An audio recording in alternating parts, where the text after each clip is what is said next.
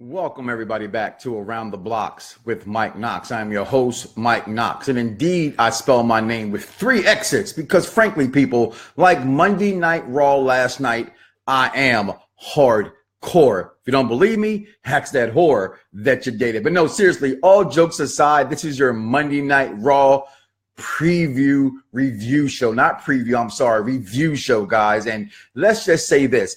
After we took the road through Fastlane and we made it safely into Detroit for Monday Night Raw, what a good program. What a way to start off Monday Night Raw. Now, if you can go back and look at previous Around the Bloxxx of Mike Knoxxx and go listen to previous episodes of Perfect Plex Talk Radio, I mentioned, hey, how do you put Roman Reigns over more? How do you get the crowd behind him and not behind Brock Lesnar? Simple. Make sure that Brock doesn't show up. Why? Because if he shows up, then you got to have fisticuffs. If he shows up, most importantly, you can't get the emotion. Again, we're looking for things here as wrestling fans to be organic. We can't have the emotions of him showing up if he's there. If he doesn't show up, Roman Reigns has all the emotion in the world to do what he has to do. What's going on, everybody? Checking in here on Facebook Live. We're also live on YouTube, also live across every multimedia platform that I have. I see Lanny Popo's in the party. What's going on, friend of the program? Mo Eaton in the party, friend of the program. Appreciate it. Monday Night Raw, I mean, when you have Roman Reigns showing emotion, that's when you have him where you want him as a fan to be. It's simply really that simple. When no Brock Lesnar equals better Roman Reigns. There it is. Enough said right there. No Brock Lesnar equals better Roman Reigns. And how great was it? Well, simply like this. Raw starts off. Kurt Angle comes out talking about how it's going to be an honor to be in the match with him and Ronda Rousey. It should be, guys. And again, at first I didn't want Kurt Angle in the match. I wanted Braun Strowman, which we'll talk about that later here in Around the Block with Mike Knoxxx. But you're going to get Kurt Angle. You're going to get him and Ronda Rousey. Why not be happy? You got 2 Olympic medal winners. This should be really entertaining in this match. So he's talking about that and how it's the gold standard. Then he talks about, unfortunately, I have to let you guys know that Brock Lesnar's under the weather.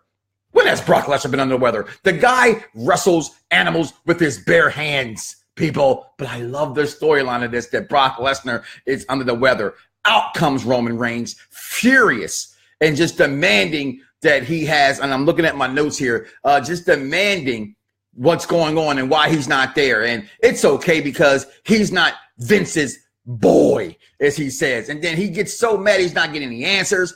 This is the part that gets me. This is when you know wrestling's really good, when they show you Gorilla. For those who don't know, that's behind the curtains, what's going on out there. So he walks backstage. Shane McMahon is there. Vince McMahon is there. He's yelling at Vince about what's going on. He's not happy. Vince is like, hey, let's go to my office. Let's talk. Okay. Cut to commercial break. They come back from commercial break. And I swear at this point, I'm laughing. I'm watching Xbox with my wrestling with my children and Dice Man. And we're laughing. It looks like Roman Reigns came out the bathroom. Remember, if you go back to Monday Night Raw and he first comes out the door, it looked like he just went in the bathroom and said, don't go in there for about 35, 45 minutes. But he walks out. He's furious. Out behind him comes Vince McMahon. Vince McMahon then says that, he's nobody's bitch. He's nobody's boy. Brock Lesnar is his own person, and he had to give Roman a lesson. And that lesson would be the same catchphrase that his cousin, the Great Rock, would have said, and that's know your role and shut your mouth. And I find that very funny because I think that's something we should all live in life. You should know your role and shut your mouth, and you'll be a whole lot better. So he tells him that's what he needs to do, and then goes on to say that Roman Reigns will be suspended. Listen, guys, if this storyline is not for you, that's okay. I'm invested in this storyline. It's okay with me that Brock doesn't show up because, again, it gives us the emotion and the better promos from Roman Reigns. And then it shows the emotion. And he's so mad, he walks backstage behind the curtain through Gorilla, giving you terms of the business here, and what happened. And to me, I thought that was really good how they showed that. And he was so frustrated. They showed some backstage footage. He's suspended. Give him suspended for a while. What he did on TV was wrong. He should be suspended. I like that. Okay. So then after that, that segment to me was gold. Way to start off Raw right there. It didn't even have no introduction music. I mean, I just thought Raw started off very hot. And typically when Raw starts off that good, it can only go up from there. Okay. And to me, it did go up from there. Then we go into Sasha Banks versus Sonya Deville in this match. It was okay. I'll tell you one thing. And I interviewed Sonya Deville on the program before, okay? And if you're looking for those interviews, please go to Fox Sports Radio 1340am.com. Go to blogtalkradio.com/THA, the game V1. I mean, hell, you got iTunes, Stitcher, Google Play, whatever it is. Just type in Mike Knoxxx with 3 X's and you'll see. Matter of fact, yesterday we had the beautiful Miss Vicky Guerrero on the program, and just a little insider to this interview. She has some choice words to say about Ronda Rousey. She has some choice words to say about the business itself and where she will be. She'll be at WrestleCon and so forth. Go check the interview out, guys. You get a chance. I'll make sure I put the link in the description once the video is over. But Sonya Deville, she's starting to look better in the ring, and I mean physically and physically, okay? Outside of the black lipstick, I think we're underestimating her. She's a pretty girl. She deserves to be here, and she can go. Despite the tension between them backstage, Bayley walks out with her. She doesn't seem to want to be there, but the boss is just doing her thing over this ring. Winner of this match is Sasha Banks defeating Sonya Deville via the Banks statement. It was an okay match, but I like how they having more women's segments on the program. And I'm going to talk about more women's things on the program once I get through the matches. Okay segment as well. Then you had Miz TV. And again, I talked about yesterday on the Round of Bloxxx with Mike Knoxxx on the Fastlane review about how Kevin Owens and how Baron Corbin are just true heels. And I put them in the same category with the Mills. I know you may not like Baron Corbin, but you're not supposed to like Baron Corbin. That's what a real heel does. And the Miz, although a lot of people seem to love him lately, I remember when you didn't love the Miz. And most importantly, who he's out for, the new audience, the new generation of wrestling fans really don't like the Miz. My children really cannot stand the Miz because he's a bad guy, and I love that about him. But Miz TV features Finn Balor, Seth Rollins, and what a segment, yo. No Mr. Raj. The Miz is talking how he claimed, despite everything that's going on, that the two workhorses in the business is Seth Rollins and is the Miz himself, and how Finn Balor can't do this and Finn Balor can't do that. Awesome segment, okay? Talking about, hey, let's just be me and you. I thought this segment was good. I really did. I thought anywhere you have the Miz and on there, it's just automatically golden. When he came and when the way he puts down people, this is what makes a good heel. He has that Roddy Piper-esque kind of way of making others around him, and that's what happened as an impromptu match would happen between Seth Rollins and Finn Balor. He has a way of making others around him forget about him, and he did a very good job at that. And making those two kind of, go at it. But then in that match, it was I thought it was good, but that match would happen on later in the program. Then you had in that match, by the way, it was a really good match. I thought that Seth Rollins and Finn Balor actually did a very good job in this match. And I said this before, that I'd rather have had this match at WrestleMania. And I know people say, well, oh, we've seen this match at WrestleMania, or we've seen that match at WrestleMania. Guess what, guys? I guarantee you, okay, if you're going to hit your WrestleManias, I guarantee if you're going to hit your SummerSlams, or whatever big pay-per-view company you want to go, Final Destination. Is TNA still here? Oh, it has an owl. What is it, Impact Wrestling? What the hell they call it? Wait, why is it? TNA still exist? Really? They lost EC3. They're still. Oh, the dude get hit. Eddie Edwards did get hit in the face with a baseball bat. Oh, and yeah, that was real. TNA still exists, y'all. Whoever knew that? Okay, if you knew that, hey, good for you. I didn't know TNA still was around. But Finn Balor and Seth Rollins, Rollins to me this could have been WrestleMania worthy, and I got this. I didn't get that kind of match, but I got a really good Raw match last night, and I love the commentary on this match with Michael Cole and them, and how when Finn Balor beat Seth Rollins, as Seth Rollins is going for an off the top rope Falcon Arrow, Finn Balor gets his legs up and locks him in for the pin. And they talk about how he studied him and how he knew that was coming. And I thought that was a very good way to win the match and end the match as well. later on, or it also happened on the show, you had the Bar take on the Miz TV, and then every other team comes out and they make a tag team battle royal where the winner of the battle royal will get the Bar at WrestleMania. And this is where I guess, all the speculation by the Bar putting out the Twitter post of, it's an open challenge. WWE's, I guess they couldn't pull the trigger, or maybe it was a swerve all along, whatever. Got to talking about it for a week about maybe the Young Bucks coming in, or maybe this tag team coming in, or maybe somebody from NXT coming up. But no, what's it going to be? It's going to be the winner of this tag team battle royal. This is where I do have a problem with. I know you guys may like this. I know that I've been clamoring for Braun Strowman to have a match at WrestleMania. As a tag team wrestling fan, as a fan of tag team wrestling, I am not happy at all. It's just me that Braun Strowman wins the tag team battle royal. And I'm thinking Braun Strowman's going to win. At the end, perhaps maybe Elias will run out and they'll make that impromptu tag team of Elias and Braun Strowman. I know you don't want to see that either, but what is Elias now going to do? Probably be in the Andre the Giant Memorial Battle Royal. So people were crying, and again, I got to say the word, that's what you guys do on the internet, you bitch. I don't want to see Braun Strowman in a Battle Royal, which I think would have been good. He was in a Battle Royal yesterday with a whole bunch of tag teams, and that was amazing to watch. It was a good match to watch, okay? But I'm not a fan of Braun Strowman beating tag teams by himself. It's tag team wrestling. So he's going to be the first ever one-man tag team champion. I'm not a fan of that. I know Dice Man said that he thought it was cool and he thought it was good and it was awesome to him. I don't like that. That's just me. The match was good, but to me, by having Braun Strowman beat every single tag team virtually, no, it wasn't no virtually. Well, yeah, it's virtually, in reality, by himself. That means you have no tag team division. You have no faith in your tag team division. Why is the club here? Why? The club should be over. The club should be over enough to take on the Bar, okay? The Revival should be over enough to take on the Bar. And I get you can't build a Revival that fast. Oh, I'm sorry. It's professional wrestling. It's storytelling. Yes, you can, WWE. You can put the Revival over that fast. You can put the club over that fast. You can do that. But you have no faith in your writing. Why? I don't know. Now, I say everybody wants to be a booker. They have stupid stories and stupid segments. Give me the book. Stupid crap like that. No, we all want to be bookers. And no, I know thinking that it's easy to book a WWE program, but I do think that sometimes good ideas or past ideas you guys can use, you don't use. And sometimes this is where fans, including myself right now, get upset. I'm not bitching. I'm getting upset about lazy booking. I love Braun. I'm going to enjoy the match. I'm going to be at WrestleMania. So at the end of the day, I'm still going to be like, whatever. That's still ultimately me, if you will, so to speak. At the end of the day, I just give a shoulder shrug, okay? But I'm just mad that the tag teams that are there are getting put over or passed over, if you will,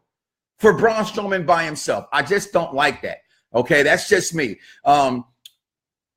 Let me get back in this for a second. I got off thought off score because I'm upset by that, okay?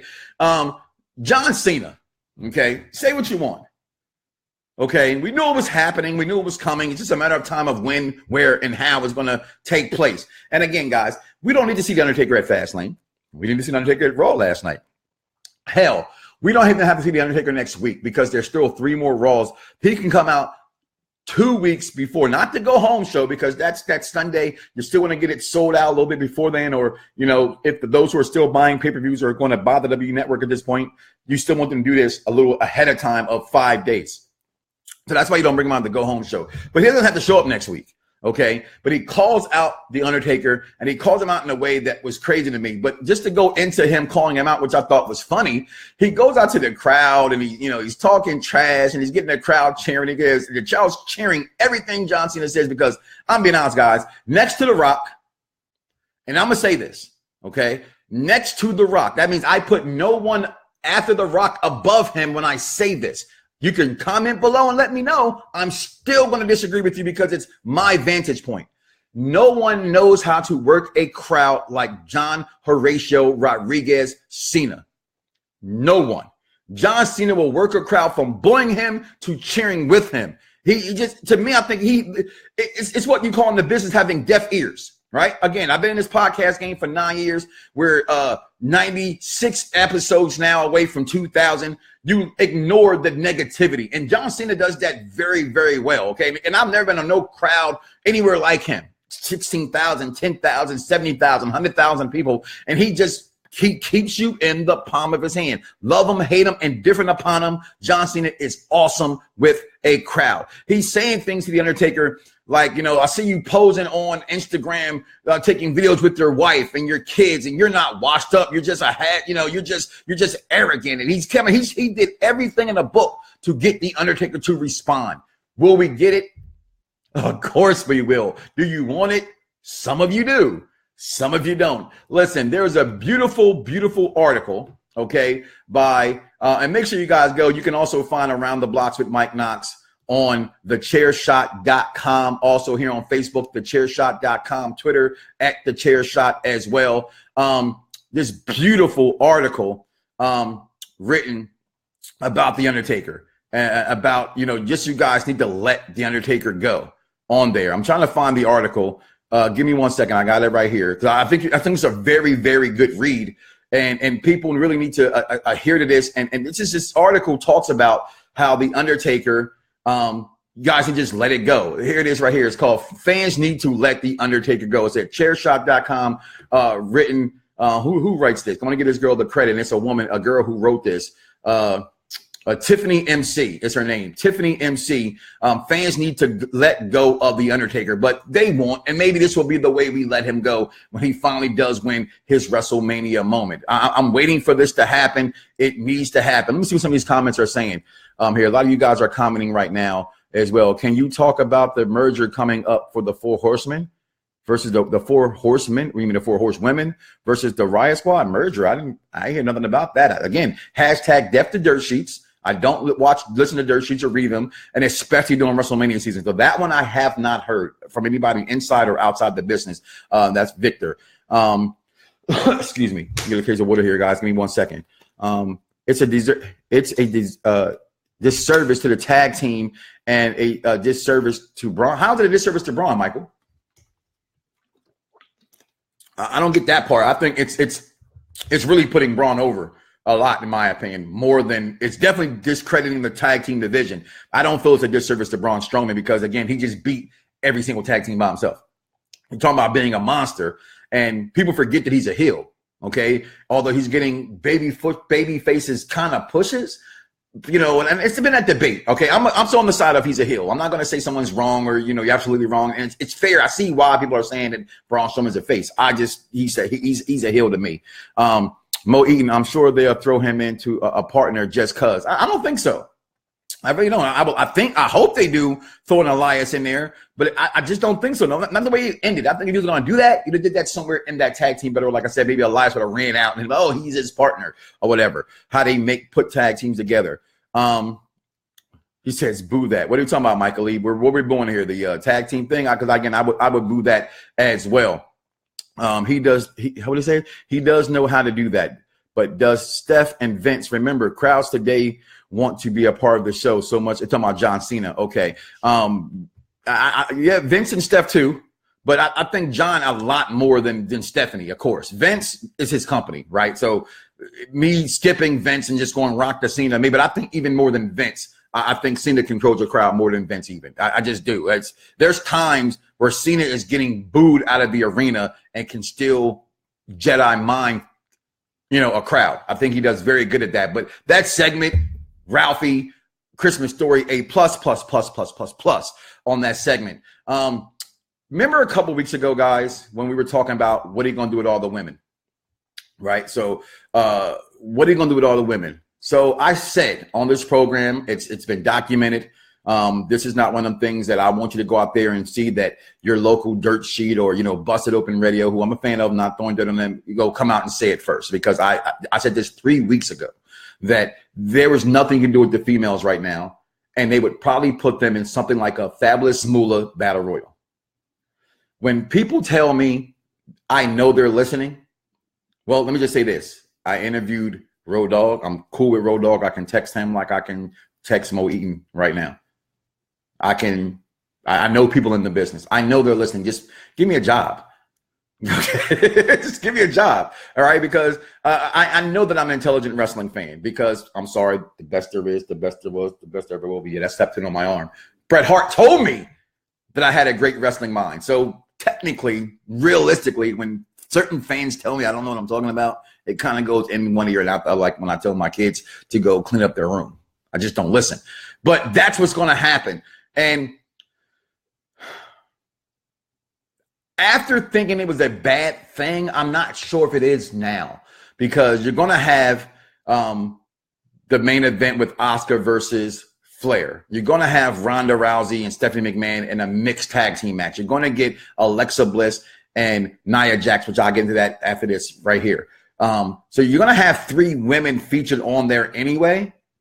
I'm not mad with having a Fabulous Moolah Battle Royal, because, again, what people have to understand and remember about the WWE, they like to pay respect, they like to pay homage, and like to have their name in the news more than anything. They like that. When you talk about Andre the Giant, when you mention Andre the Giant, when you mention Dusty Rhodes Tag Team Classic, when you mention the Fabulous Moolah, people listen. Older people listen. The people who write the papers, who own the papers, who own these websites and things like that, they want to hear those names, because those are names that people remember. Bobby the Brain Heenan, Classy Freddie Blassie, Bruno Sammartino. Those are the founding fathers and women of professional wrestling that set it where it is today. So when you hear these names, you hear a Hulk Hogan, these are things that they want to do. So is it really bad to have all these women that are not doing anything that historically do something even dumber by having these battle royals that don't mean anything? Right? They have no meaning. At least now it kind of have a meaning by saying I'm going to be the first ever, and I'm the Fabulous Moolah Battle Royal winner. I think to go with the men and the Andre the Giant Memorial Battle Royal, I actually think after further situation that it's not as bad as I thought it was. And then the segment that's probably going to send me to hell, when Charlie, where they get these divas from, these women from in wrestling, man, I tell you, Charlie is amazing. Interviews Asuka, right? And out comes Alexa Bliss and the lovely Virginia's own Mickie James. And they're telling her that she's going to go face her because she's afraid. And she goes, no, to beat the woman, you got to beat the woman. And I want to be the woman. I just thought that funny. That part was, I love Asuka. I love everything about Asuka. That was just funny to me. You know what I mean? So that's they move that, and they go in the back, and they talk on the trash. She's trying to get Nia Jax to come out. Nia Jax says that she wasn't told to come out because Kurt told she had a match coming up. They're in the back. Somehow it was supposed to be an interview that was set up in the back. That's the storyline. They left the boom mic and the camera on, and they're just ripping Nia Jax. And here's why I have a little problem with this, because I remember Bully Ray saying on his radio show that he had a way to get Darren Young over. By, Darren Young has come out the closet, and Darren Young is a open homosexual, that he had to think of saying, hey, let me, in my gimmick act, bully him so bad that eventually he'd come over me. He wins, get him over that way. So Darren Young can get over because he got bullied by Bully. And he said that this man said, look where we are today. We have this anti-bully program. We can't do that. Those are his words. So I'm looking at this saying, why are you fat shaming Nia Jax? Okay, especially when I just had Vicky Guerrero on the show. She just said an hour before Raw aired that it was good that you have got girls like Nia Jax, and it's no longer about the full-figured woman that Vince is loving. As long as you have talent, you can you can get over. And Nia has talent. She's very impressed with Nia Jax, and we all are impressed with Nia Jax. At least most of us are.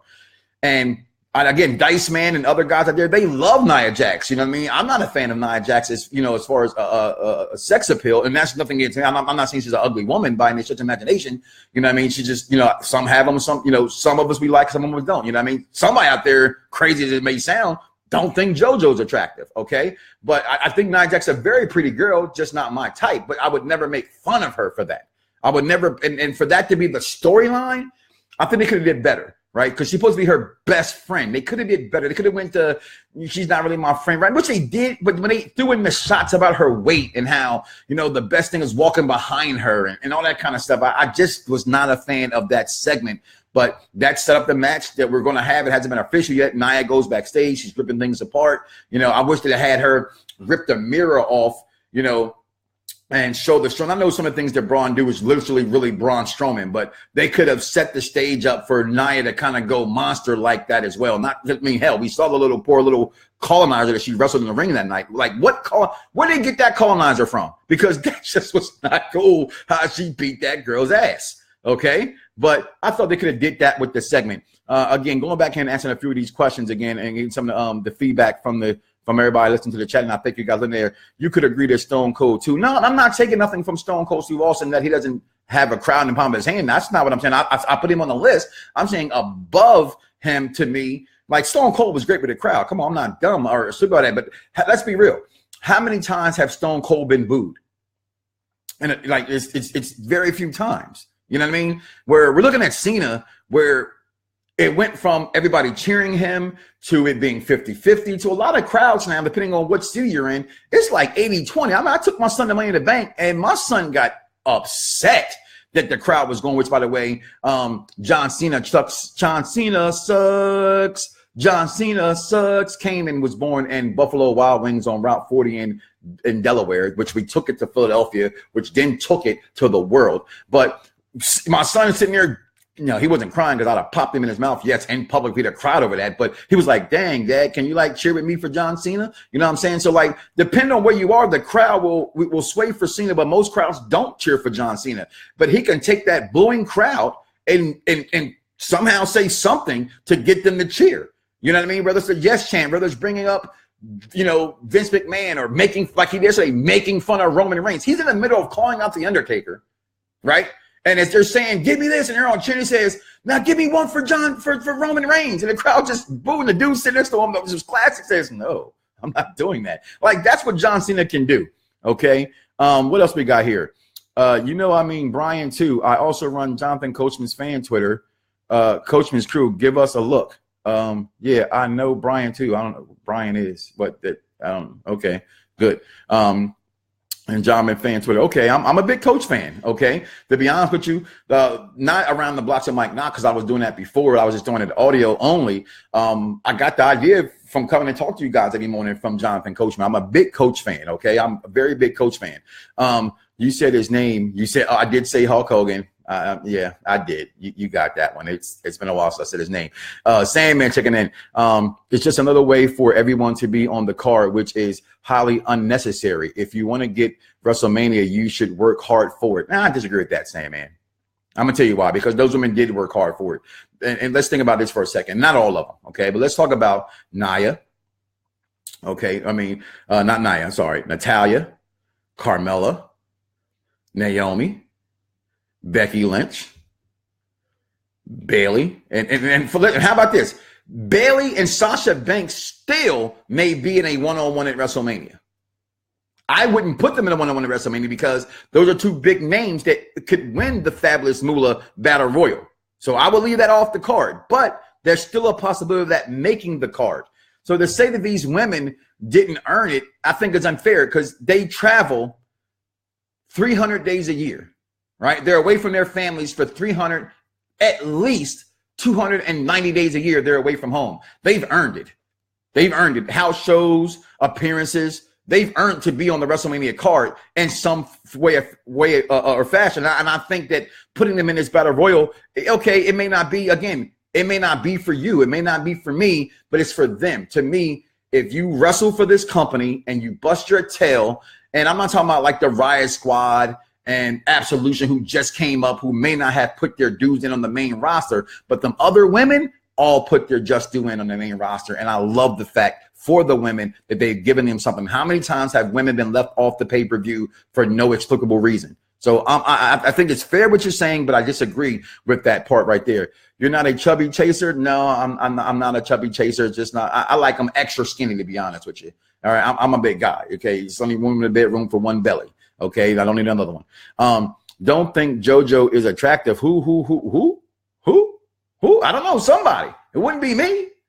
Okay, but overall, I thought Raw was really well put together. Again, going back to the top, Roman getting suspended and being fiery the way that he is, the way they, again, I said they should book Brock Lesnar not to show up. It's the best way for Roman to get over. I think it's working. Okay. Then the John Cena promo about calling Undertaker out. And again, we were like, where are they going to go from that? He comes right back and says, Undertaker, I'm calling you out. Hey, Undertaker, I'm calling you out. And then he proceeds to poke the bear, if you will, so to speak. I like that about the show. I like the whole Miz TV situation with Seth Rollins and Finn Balor. And I love the match between Balor and Rollins. Again, I think those two could headline at WrestleMania one day. I'm cool with that match, and I was really cool with the finish in that match.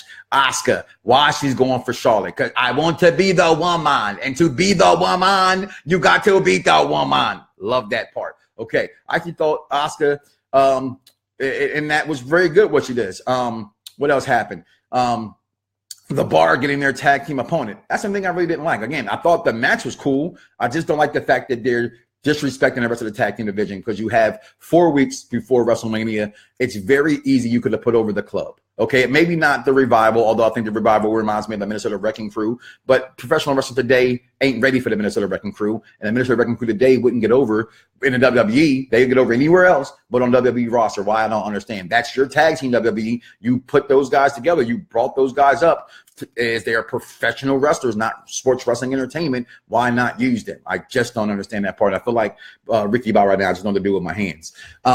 But you could have did something with the club. I still don't like that part. The club could have came out there, attacked for the next 2 weeks. The Bar, the club versus the Bar. How do you get to the Bar? You got to come through the club. I mean, seriously, stuff like that. Like, everybody, when you go to a club, the first thing you do is make a beeline to the Bar.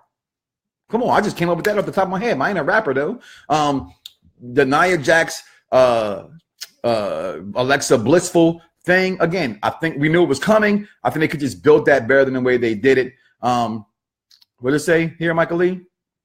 John Cena calling out Taker, ego, mimics, and pot calling kettle black. Is it? I mean, how? Please explain that to me. Same with Roman Reigns and Brock promo. Have we seen it before? Kinda. Different twist. Again, people have The Rock and Cena kind of the same thing. I get where you're going. Rock that, you're not here. That's completely different than them booking Brock Lesnar to show up, then he doesn't show up. That's different. Okay, and that gets Roman saying, "Oh, I'm not even worthy of that." Like, this is to me a really perfect build in this match that's going to happen, whether you like it, don't want to see it or not. That stuff got to go. It's already booked. So the way they're booking it, I'm a fan of it. I think that's a perfect way to book it, because they want Roman to go over. How else you get Roman over? Don't have Brock Lesnar show up. Make it seem like Brock Lesnar doesn't care. And I thought Vince was going to say, because Vince came out and said Brock doesn't care about anything, not the WWE Universe. He's about competition. I thought he was going to say about nothing but money, and he didn't. I thought he was going to say that, but he didn't. But he didn't say that, so I don't know. But just overall, I thought Raw was really, really, really good. Did I miss another match there? The Asuka, the Bar situation, Fabulous Moolah. Again, I like that idea of that battle road. Just overall, I would give Monday Night Raw. Damn. It's kind of tough. I damn near want to give this thing a 5, guys. I really do. I think it, and I will. I will give. No, I can't, because it didn't have me. A 5 show would have me run from my couch to the computer screen. And I always say I do a review afterwards, so I can process it, think about it, get some feedback from what I heard, people said, and put my thoughts together myself, and not just rush to the scene. But I think a 5 show would have me rush to the scene, because it was so amazingly awesome. So I would give it a 4.25. Okay, I'm gonna give it a 4.25. That man right here, Triple H. Okay, Attitude Era belt, a 4.25 Triple H championship run. It was really good. It had really good storyline, and it had really good wrestling in it. It had some things you didn't like, which, again, everything's not for you to like. And now this really makes you cheer for Nia Jax, and the thing I didn't like.